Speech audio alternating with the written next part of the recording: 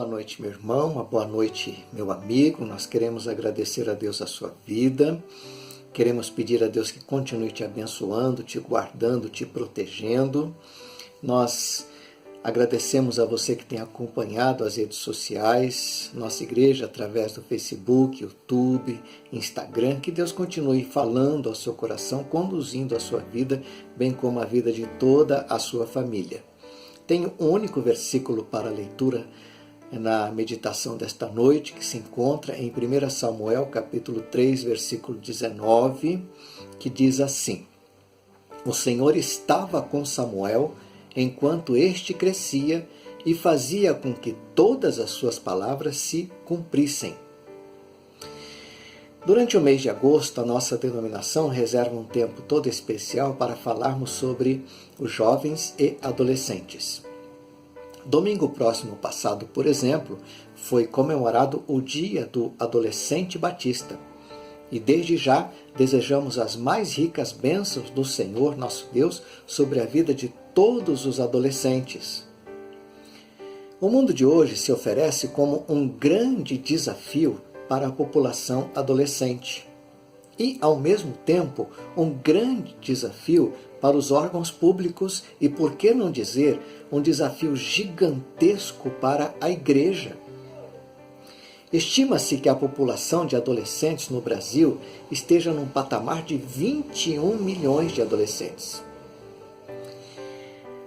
A ONG Amor Exigente relata que pesquisa realizada pelo IBGE no ano de 2016 mostra que 55,5% dos adolescentes entre 13 e 15 anos já experimentaram bebidas alcoólicas e que 9% já usaram outros tipos de drogas. Ana Maria Pimenta comenta que o fator violência e criminalidade são as grandes causas de mortes entre adolescentes na faixa entre 15 e 19 anos. E que a porcentagem chega a 43% quando se trata de morte por homicídios. Outro fator preocupante se encontra no grande número de adolescentes que convivem com a depressão. A depressão já se tornou um problema bem prevalente no universo adolescente e atinge 1 em cada 5 jovens entre 12 e 18 anos. Citado pela revista Saúde.abril. Além dos problemas que envolvem álcool, drogas, violência, criminalidade e depressão, outros problemas circundam o mundo adolescente, como, por exemplo, bullying, sexualidade, pressão social, entre outros fatores que podem danificar o desenvolvimento que nós chamamos de saudável na vida dos adolescentes. Como disse antes, isso se torna um grande desafio não somente para as estruturas governamentais, como também para o terceiro setor e também, por que não dizer novamente, um grande desafio, aliás, gigantesco para as igrejas, pois, afinal de contas, todas as igrejas convivem e têm adolescentes que frequentam os seus cultos e que são membros de cada uma dessas igrejas. Cabe a nós, pais, pastores, professores de EBD, líderes de adolescentes e a quem compete o desenvolvimento do trabalho com esta camada tão importante da sociedade, que são os adolescentes dentro de nossas igrejas. Temos, portanto, um texto que faz menção a Samuel, primeiro filho de Ana, com Eucana, seu esposo, que lhe foi dado como um milagre da parte de Deus. Um milagre sempre será considerado algo fora do normal, algo no mínimo extraordinário, algo sobrenatural, algo que acontece contra a natureza estabelecida. Certamente algo a ser considerado com muito valor e estima, pois o milagre não se alcança todos os dias. Deus foi, portanto, extremamente gracioso para com Ana, concedendo-lhe um filho quando ela não podia gerar. Ela esperou que o filho fosse desmamado e como promessa feita ao Senhor que lhe respondeu ao pedido de oração por um filho, levou este filho para ficar a serviço do sacerdote Eli, em Siló, onde o povo ia para adorar a Deus. Certamente foi ensinado ali nos ofícios sacerdotais. Todos os anos, sua mãe, quando ia a Siló adorar a Deus, levava uma túnica nova para Samuel. E possivelmente esse menino também tenha enfrentado grandes dificuldades na fase de infância e agora na fase da adolescência. Futuramente iria enfrentar outros tantos problemas também na fase da juventude e na fase adulta de sua vida. Os problemas que ele enfrentou, nós podemos citar pelo menos 3 deles. A saudade que tinha dos pais. Por exemplo, o aprender o ofício sacerdotal. E também enfrentar as dificuldades com os 2 filhos de Eli, que a Bíblia os chama de filhos de Belial, tamanha maldade existente no coração de cada um deles. Tudo nos leva a crer que Samuel tinha tudo para se tornar um adolescente rebelde, amargurado. Mas o texto nos informa que Samuel, contudo, ainda menino, ministrava perante o Senhor vestindo uma túnica de linho. Nos perguntamos como um menino, adolescente, que passa por todas as crises oriundas desta fase da vida, vai se destacar posteriormente como um adolescente que fala e as pessoas ouvem, que é respeitado pelos seus compatriotas, que é estimado pelo sacerdote Eli, um adolescente e depois um adulto que passou a ser visto e também respeitado pelo que fazia, pelo ofício sacerdotal que passou a exercer após a morte do sacerdote Eli. Eu destaco pelo menos 3 condições que o levaram ao patamar de decisão, de enfrentamento e de coragem para encarar as grandes dificuldades que lhe surgiram durante esta fase tão difícil da vida que é a adolescência. Por exemplo, a primeira condição, os seus pais devem ter tido para com ele sempre um diálogo franco, sincero, aberto, o que lhe deu segurança e confiança quando foi deixado lá em Siló para trabalhar juntamente com o sacerdote Eli. Isso nos faz aprender com os pais de Samuel. Eles, muito provavelmente, lhe devotaram muita atenção, ensino, exemplo, porque os adolescentes precisam de exemplo. Muito mais do que palavras, eles precisam de atitudes, de coerência entre palavra e atitude. Eles querem ver isso naqueles que estão mais à frente. Os mais experientes precisam demonstrar com atitudes, muito mais do que palavras, aquilo que eles dizem, aquilo que representa a sua crença, os seus valores. Os adolescentes precisam de uma referência. Se eles puderem encontrar isso em casa e dentro do ambiente da igreja, eles terão tudo para dar certo na vida. Segundo, ele foi deixado num ambiente em que se espera e deve ser um ambiente seguro, o tabernáculo, o lugar de adoração. Com certeza, seus pais não deixariam ele ali naquele lugar se aquele lugar oferecesse qualquer condição de insegurança, de medo, de opressão. E, neste caso, a igreja deve ser, sim, este lugar de adoração. Ao mesmo tempo em que a igreja deve oferecer a segurança, a proteção, o ensino, para este adolescente.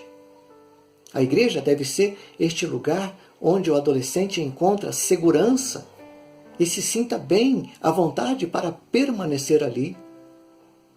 Certamente, o adolescente que encontrar este lugar, ali ele ficará e terá condições de servir a Deus e ser bênção para o seu povo, para a sua família, para a própria igreja. Terceira condição: certamente Samuel não teria sido bênção se ele não tivesse aprendido a discernir a voz de Deus. O mundo hoje emite muitos sons e muitas vozes que acabam confundindo o coração e a mente, tanto de adultos quanto de jovens e também dos adolescentes. As vozes podem ser opressoras, fantasiosas, ilusórias.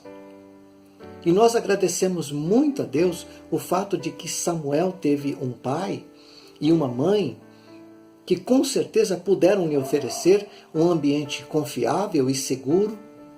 Agradecemos a Deus o fato de que Samuel pôde receber em casa e também no lugar de adoração lições preciosas sobre o Deus de poder que governa sobre o seu povo.